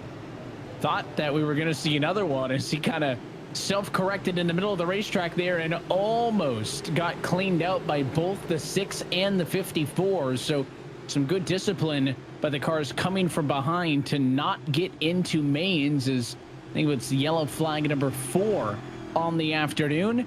And Maines was having a decent night, running in 14th position. He was battling for position with the 45 car of Michael Guest. And let's see what happened as they came 3 wide off of 4. The 10 is to the outside of him. That's Steven Wilson. And I don't know if the 10 spooked the 45 a tad, Blake, or if the 45 was loose, but there was just a little bit of movement down to the inside that tagged him. Let's see if the 1 can give us another perspective. Well, I think that's one of those cases at New Hampshire. It's so hard to pass, and yeah, I think Maines just drifts up just a little bit there. I know it can be really tempting off the corner that you kind of want to just get clear and use that run off the corner to be able to take the spot and have the preferred line going into turn 1, but just wasn't quite clear. I don't think they were 3 wide there, and unfortunately, I think he just thought he had the 45 clear there off of turn 4, and Timmy, late move there. For the Kings Hawaiian Ford to miss that one. Got good ankles to make that move and hang on to that race car. Again, that could have been a lot worse, but he saw that one at the last minute through the smoke and did a good job of not cleaning out Maines. Tough break, though, for the 12 car. He'll drop down into the high 30s as he comes down pit road for fresh tires under this yellow, and again takes more green flag laps away from the drivers on fresh tires to make up some move. Well, Donovan Strauss has led a race high 59 laps in this race. Blake right now, though, sits in P2. You've got the driver, the 51 machine, dialed up. Yeah, we're finally able to welcome Donnie up here in the booth. And Donovan led your first laps in Coke Series competition. You've been a fixture in this race as long as it has been running. What are the nerves like here kind of running up front and knowing that at the end of this deal you have a real shot at it? Dude, I mean, it's definitely been, I mean, I haven't ran up front like this at a competitive stage on here in about just less than 2 years since I was like in the contender series. So it's good to be up here. It's good to lead my first laps. It's finally clicking, man. Everything's coming along. I mean, we've had a fast car all night long, especially on the short run. Gilo's definitely been a little faster than me, and he didn't even really pass me clean at all. He didn't really even give me a chance to race him. He just drove through me about 4 times. So what am I gonna do about it? So it's fun. It's good to be up here, though. It's good to be in the top 3. I'm just hoping I can finish it off and maybe get a win for everyone watching, all my friends, my family, my team, Williams Esports. It'll be a show here, but I'm hoping we can close it out. Well, given that, do you race them any different? TBD. All right, to be determined there for Donovan Strauss, running in the 2nd position, and again looking for his maiden win in the eNASCAR Coca-Cola iRacing Series. Same could be said for this driver for Letard Esports, and Brandon McKissick right now scored in the 5th position at the time. And Brandon, I know this is a run that's been a long time coming for you, much like Donovan Strauss have been so competitive on the ladder up to this series. You're finally up front with a chance to compete here. What's kind of going through your mind right now? Doesn't feel real that I'm running this far up front because I am absolutely atrociously bad at this track, but we're here and I'm nervous as hell, can't lie, but if I don't get wrecked, it's a good night. So just want to survive the last 17 laps. All right, Brandon, we'll see if you can survive. Good luck, my man. Thanks. A lot of drivers with a lot to fight for late in this race. Forefront of it all, though, Garrett Lowe looking for his 3rd career win. Most recently, an eNASCAR Coca-Cola iRacing Series race winner out of May 10th of last year at the Kansas Speedway. This restart will come with 16 laps to go. Let's enjoy it from the perspective of Jordy Lopez. It's the Coca-Cola onboard camera.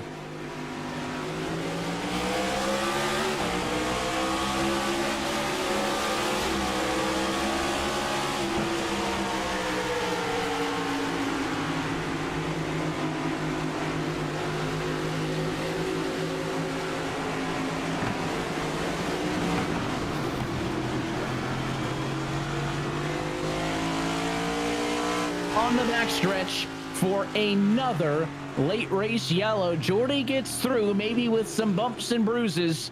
Think about a dozen or so others not as fortunate. Man, I think we may have jinxed him right here. McKissick was running there, started on the outside in 5th, or was able to maintain 5th. Looks like he got a little bit loose right in front of Ryan Luza, Joey Brown. And then Luza comes off the wall, and just a ton of cars pile into that one. So, man, we just heard it straight from Brandon McKissick's mouth that if he can just not get wrecked, it's a good night. And unfortunately, he just got wrecked after running in the top 5. It was just that little twitch that allowed the 36 to go, Blanket. We were on board with Jordy Lopez. What had happened? You've got him on the radio.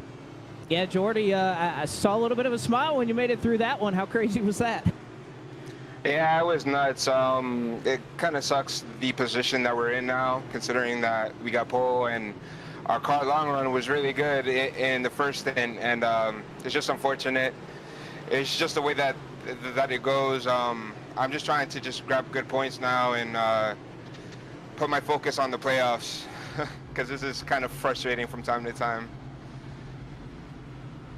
All right, Jordy, well, we'll let you get back after it. Hopefully make up a couple more spots before this one's over. I appreciate it. Thank you, guys. Let's take a second look at how this one went down. And again, the focus is going to be the 36 of Brandon McKissick, 4th at the time. The 4's behind, and watch for the twitch right there. It just, that little bit loses the speed. The 4 cars there getting pressured from behind. They make contact, and it's when Lusa comes down right there where he collects a whole host of more cars. And it's just one of those situations where if you're Brandon McKissick, just a little bit of a bobble right there. I mean, you could see how congested it is back here. It's so hard to see by the time the wreck is happening. You're pretty much in it, although I got to say, my goodness, a great miss there by Caden Honeycutt to be able to get through that. And Matt Busa has been doing this every single restart. Nearly put his left side tires on the grass. And, well, unfortunately, that's kind of what did him in. He was so low that he had no traction off the corner. There were 4, maybe even 5 wide there, and wasn't able to hold that, hit a little bit of the brake, and it just spun around there on the apron. Yeah, admittedly, I thought that being off of the racetrack entirely would be a good strategy for Busa for avoiding an accident, but that time it did not help him out there. And as we continue to watch drivers creep through the field, how about Jimmy Mullis in the number 5 position? It was not so long ago that we were talking about how Corey Vincent was outrunning him by a country mile and Vincent was pulling away. Well, remember when we said that the gap between those two was 5? He had to beat him by 5 positions. Well, right now, Jimmy Mullis is 5th. Corey Vincent is 12th. That is a 7-position swing. That is exactly what the driver out of Inland, North Carolina needs. But we've seen in the last 20 or so laps how many cars, Blake, have wrecked out of the top 5, top 10. It's not said and done yet. But magic number 5 has been accomplished. He's 7 ahead of Vincent. He jumps to the top 20 in the points on the live standings. And because of that, for the moment, Jimmy Mullis in a playoff position. And you got to be shaking in your boots if you're Malik Ray, if you're Graham Bolin, Michael Cozy Jr., Matt Busa. These are the guys who are looking to point their way in. Look who's up front. Garrett Lowe needs a win to get in. Strauss, Tinsley, Tyler Gary, Joey Brown, Parker White. I mean, there's so many opportunities for these guys to get a win and potentially bump them out. So they'd almost want Jimmy Mullis, or how about, again, no shocker that we're mentioning his name late in the race, Michael Conti. He may be the savior for those drivers who are trying to point their way in. Conti looking to tie up Bobby Z for the most wins so far this season, but it's a good jump once again for Garrett Lowe on the inside. He'll lead to 1. Strauss tries to get to the inside of Conti. Can't do it, though. 8 cars going to maybe be clear off of 2. No, gets a little bit sideways there, and this is good for the 15 if these two fight for second. He needs them to fight for second. They're 3 wide behind him. Novak sending it down on the bottom, and that Andy Santerre throwback off of turn 3, nearly a couple inches apart. Again, if you're Mullis, you can't be too aggressive. You have that win, but you need the points too. You got to be in the top 20. So Mullis, I know he wants to be aggressive, but right now, you need to think long term. You need to think about the points that are important tonight. You may not be able to drive through the field, go up there and win this race, but right now, you're in the playoffs. You probably need to think about maintaining that at this point.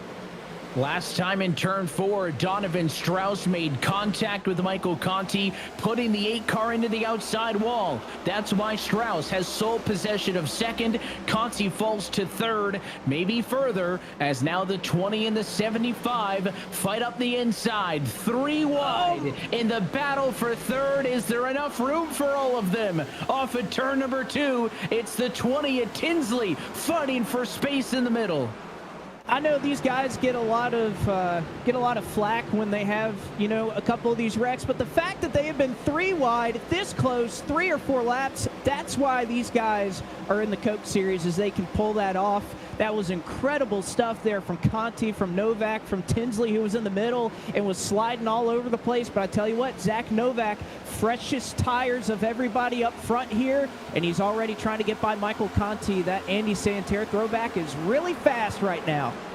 Novak's got the better car, but he's seemingly struggling to make it get through on the bottom. It's his only option with Michael Conti parking the bus and holding strong up top, and it's forcing the 75 to be as aggressive as possible. Low 45 lap old tires, Strauss 44, Conti 42, Novak 32. He pitted on that race strategy change in yellow and is now trying to reap the benefits. No battle up front, still Lowe leading Strauss. The gap between those two, 0.6 of a second, as Zach Novak is clear for third with only 6 laps to go, though. Is he too far back at 1.7 seconds? Well, again, he maintained while he was side by side there with Michael Conti. So again, Novak has to be the fastest car on the track right now. He has the most clean air of anybody who has fresh tires. But I think, like you mentioned, 6 laps to go, now 5.5 laps to go.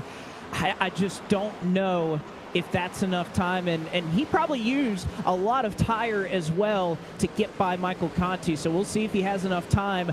He may need to rely on something to happen back here, a yellow to kind of bring him back into the fold. It may be what it takes, but is it going to happen? This battle back here in traffic, tail end of the top 10, where they were almost 3 wide. Steven Wilson outside of Tyler Gary. He'll take that spot away in the battle for the number 8 spot. For how long, though? Gary going to go right back down to the bottom as Wilson leaves it open. He's running way up top behind a couple of cars. Went out wide to the outside wall. The 33 was struggling. That was Tucker Minter. Seems to get his feet back underneath him with 4 laps to go. I tell you what, Strauss, that last lap, just a tick faster than Garrett Lowe. And, you know, the thing when it comes to how everybody races in this series, all the other drivers, they notice all of these things. We heard Donovan Strauss talking earlier.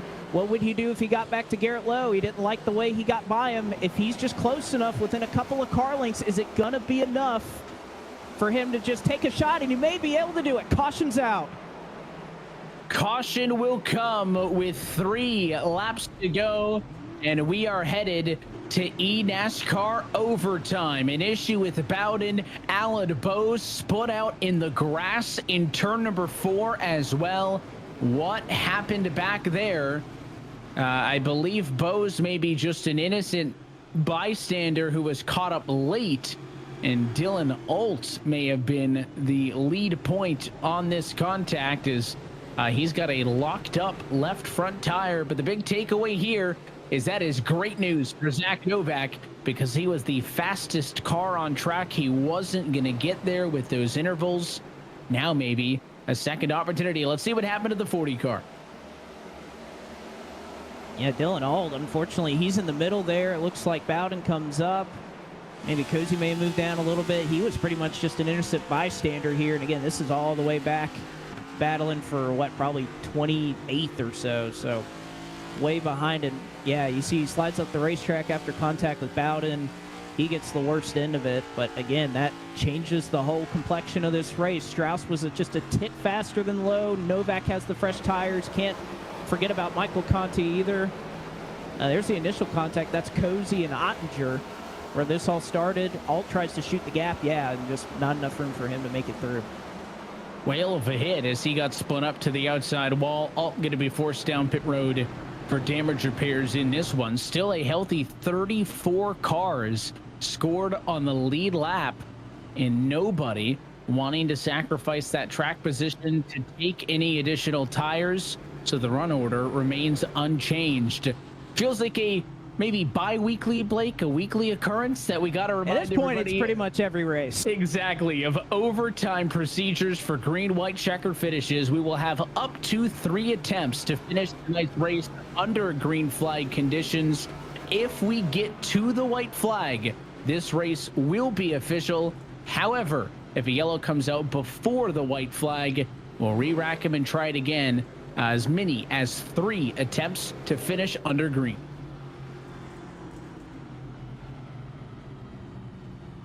Well, we've talked about the big championship implications, the Jimmy Mullis story. Blake, I think, dominated a lot of it, and he has been able to jump up and get himself into a good position tentatively in the top 20. The big driver I'm looking at right now is Zach Novak. He has the freshest tires. He was the fastest car on track before the yellow.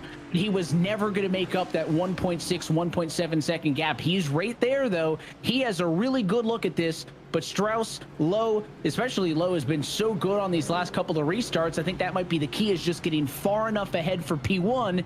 If they fight for second for a corner or 2, that may give him enough of a gap to hang on. Well, again, Garrett Lowe is going to be able to control this restart. He's going to be able to get a little bit of a push. If you're Donovan Strauss, you have to match that getting into turn one. Let Lowe just have a little bit of an advantage. And if you can go into turn one and just be able to put a bumper to the back of Garrett Lowe, that's probably what Donovan Strauss is thinking about. But you also have that 75 car that's going to be down there on the inside in the second row. Fresh tires, we talked about it. You have Michael Conti, who, if anything happens to these front three, he's very capable of winning. And, of course, Wyatt Tinsley, another rookie in this series. We've seen so many rookies be able to go to victory lane this year. Tucker Minter, Jordy Lopez. Can Wyatt Tinsley add his name to this and continue to shake up this playoff picture? There's so many differing agendas here. This is going to be one wild restart. Again, a race win for Garrett Lowe would put himself into the postseason. Mullis is right there as well. The concern for him is, do you push for that extra spot or two? I really only see possible negatives here for Mullis with how these guys are probably going to race inside of the top 10. How does he race to try to just protect a top 10, whereas everybody else is going to be fighting hard for that win? He's already ticked that box. He needs the points. Very different situation between him and a lot of the other drivers in the battle up front. Again, it will be attempt number 1 out of a maximum of 3 to finish this race under green as we head to eNASCAR overtime. Low the control car, the black 15 to the inside of the front row. Freshest tires, Novak, the 75 on the inside of row 2. Green flag in the air, 2 laps to go, and it's a mighty start for the 15 car. A great start for him, and again, they went side by side for second into turns 1 and 2. That's perfect. That's exactly what Garrett Lowe needs. If Novak side drafts Strauss, he's pretty much going to take him and Strauss out of the going, and that's exactly what they get. Need to try to get back to the white flag. That's the one thing that Garrett Lowe wants to see. Needs to get to the white for this race to be official. Barney the flagman stands ready as there was smoke behind, but this race is official. The battle for second has Novak on the inside of Strauss. The battle behind them for fourth sees Tinsley fight with Michael Conti, but all that matters up front is Garrett Lowe, entered tonight 14th in the points and outside of the playoffs with 2 races to go. He'll come off a turn 4 with a golden ticket in hand. Garrett Lowe wins the Maconey Setup Shop 101. In 1 week after he felt as though a playoff spot was taken from him, he gets it right back. Just an amazing rebound for Garrett Lowe. You have to think about what he was thinking after last week, that his season was perhaps ripped from him. And there's no better way in the last 2 races than to go out, dominate, qualify well, have the perfect strategy, and have the speed to get it done. What a race from Garrett Lowe. And a celebration that is about 14 days overdue. He feels this winning moment is brought to you by Coca-Cola, the official fan refreshment of eNASCAR, as Garrett Lowe is victorious at the New Hampshire Motor Speedway. What a drive for the 15, and maybe it's one of those ball don't lie moments for Garrett Lowe. He feels like that last one should have been his, and this one is his. He will get a huge race win to vault him to a playoff position just before the final week of the regular season. Let's take a look at the Coca-Cola move of the race, Blake, and almost like we drew it up in the huddle. He said he needed to get a good start, and he needed them to fight for second to give him a gap, and it's exactly what the doctor ordered. That it was. Novak gets side by side. He gets a great start of his own. Unfortunately, that just slows down both of those cars for second and built up enough of a gap that he didn't have to worry if Novak or Strauss or anybody was going to try and put a move on him. And that beautiful black number 15 car gets clear and away. Gets the white flag. Again, there was a lot going on there on the last lap. You see Bowden spinning in the back, but it was off the racing surface. We stay green. We get to the white. And after that, it was pretty much a done deal. Garrett Lowe gets yet another checkered flag. This is a huge one for the driver of the 15 because it'll put him into the postseason. Blake, you're standing by with our race winner. Garrett Lowe, I know we got to talk to you 2 weeks ago. You feel like one may have been ripped away from you. What was the mindset approaching these last 2 weeks, preparing for this race and trying to get that playoff spot back? Yeah, I mean, the mindset was just go get a win, right? Felt like we kind of got robbed there last week in Nashville. And we had a killer car. Believe it or not, this is the least amount of time we spent on a setup since Atlanta earlier this year. We just kind of had everything clicking along since Nashville, and we knew what we had to do. Showed up, had to use the bumper a couple times, but, I mean, that's the way we're racing now. So short track racing and, winning the bank. And I think we should be locked into the playoffs here going into next week at Pocono. Well, and I was just about to ask you that. You're locked in. Pocono may not be such of a worry. Just the preparation for the playoffs here, because, again, it's in less than a month when the playoffs start. Does that preparation start now that you have this win out of the way?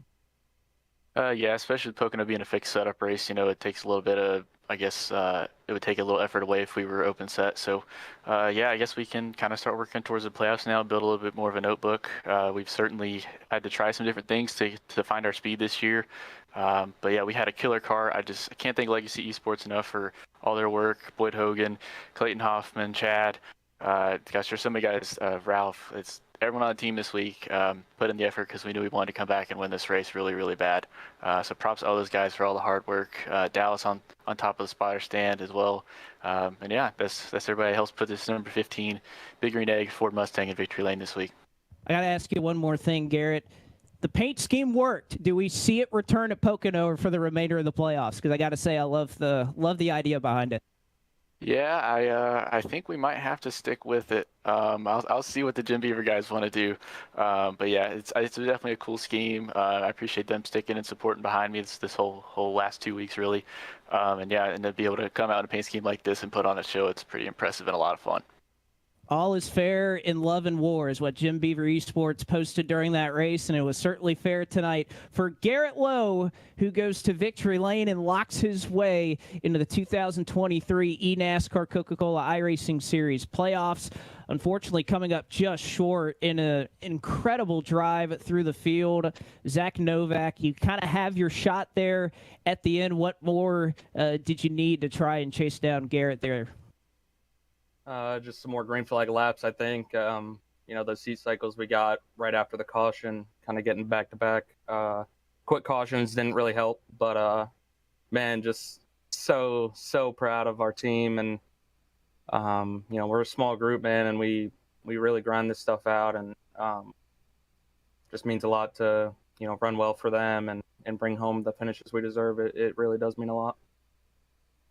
All right, so we move forward Pocono next week. It's a fixed setup race, not open setup like we're accustomed to seeing in this race. What's kind of the difference as a driver that you take into a race like that where you're not necessarily having to tweak and kind of click things in the garage and find some speed setup-wise? It's just all about what you can find for yourself and in the racetrack.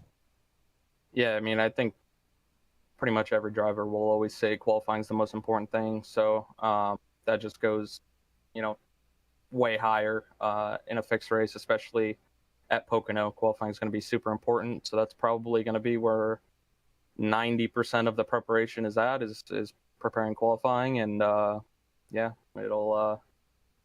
have to wait and see, I guess, how that goes. One more shot to try and get his way into the playoffs. Zach Novak, though, an impressive drive up from the 23rd starting position, nets him a second-place finish tonight. As we catch up here with Donovan Strauss, had a shot to win his first eNASCAR Coca-Cola iRacing Series race. And I'll kind of ask you the same thing I was just talking to Zach about. What kind of did you need to play out differently there at the end to be able to try and take your first win? I think when we pit under green, I think that's what separated what the advantage I had, because where we were really good was on the short run. And I believe Gilo and them, they made adjustments and they kind of caught up. But it was good to be back at the top, at the front. It was good to, it's good to be here right now. Blake, I haven't won a competitive race at this stage since 2021 when I was qualifying through. So it's good that everything's clicking. I'm almost back in the top 20 in points to avoid relegation. Shout out my team, man. Without them, none of this would be possible. I mean, to lead over half the race after being almost nowhere all season is just a statement. Everyone puts in so much time and effort. We are clicking so well. I can't thank Williams Esports, Duracell, all of our sponsors enough, man. It's awesome to be here. I know you have a great run tonight, but this sets you up in a position where if you win next week, you're more than likely going to have the points to advance into the playoffs. What's the approach next week in terms of strategy and whatnot? We talked earlier how it's a fixed setup race, but is it just all for broke to try and go for that win? We'll play it how it is, but I mean, tonight I saw my chance as the chance to get in the playoffs, and I obviously didn't get it. So we're gonna go to Pocono. We're gonna do the same thing. Hopefully, run right up front where we were, and we'll try again. I mean, we got one more shot, and if we win, we will have the points to get in. So it's been a hell of a climb. So we'll see what we can do. Regardless, it has been a turnaround this second half of the season for Donovan Strauss and the Williams Esports Group. He brings it home in third tonight. Appreciate all three of those drivers catching up with us as we take a look at our full field rundown here, Evan. And it was a big night for Garrett Lowe, who gets himself into the postseason with the race win in his Gibbs Racing Ford Mustang. Novak, Strauss second and third. I can appreciate their thoughts. It was quite a bounce back night for Michael Conti, who gains 29 spots en route to a P4, with Wyatt Tinsley rounding out the top 5. How about Michael Guest started 39th, ends up in 10th. That's as much of a climb as you could pretty much have. But yes, Conti and Michael Guest there, some incredible runs for those couple of drivers. We see a couple more back here. Again, a lot happened on that last lap. I think Vicente and Garrett Baines even flipped there on the last lap. So we had a little bit of a shakeup of the running order outside the top 10 and down in the top 20. And Jordy Lopez Jr., a big name, to point out, who was just there in 20th position, who started on pole and led that one lap. Things just didn't come together for him in the second half. And, guys like Keister and Busa started off well. They weren't able to kind of put the whole thing together. And then, of course, the drivers to the back of this, Justice wrecked out early, and issues for the likes of Luza, Ray, and Alt mean that they do not get the scheduled distance and finish this one behind the wall in the garage. 13 down, Blake, 1 to go. It is a fixed setup showdown at the Pocono Raceway, not in 2 weeks, but next Tuesday night, where we will finalize the field of 10 who will fight for the championship in 2023. A quick turnaround here. Again, that's why it's a fixed setup race. These drivers don't have to practice and test and do all of the things they usually do in a 2 weeks at a time. It's just 1 week, but again, so much pressure on these drivers, with now Garrett Lowe and Jimmy Mullis in, as of now, into the playoffs. That only opens up 2 spots right now that are in on points. That could change to 1 by the time Pocono's all said and done. So much pressure on these drivers. This is it. This will be it, and you are not going to want to miss it. We hope that you join us in 7 days' time. But until next time, that is it for us here tonight from New Hampshire Motor Speedway. On behalf of our entire team at iRacing, NASCAR, Coca-Cola, everybody behind the scenes, and for your broadcast team tonight, for our Countdown to Green counterparts of Camille Salazar, Hadaway, and Alan Cavana, for myself, Evan Pasoko, and for Blake McCandless, I want to thank you all for tuning in and congratulate the driver who avenges what happened just a few days ago. It's Garrett Lowe back in victory lane and on to the playoff grid in 2023. The road to $300,000 rolls on next week on Tuesday, August 1st, from the Pocono Raceway. That race and every race of the 2023 eNASCAR Coca-Cola iRacing Series can be found exclusively right here on the iRacing Esports Network and streaming live at eNASCAR.com. Till next time, good night from Loudon.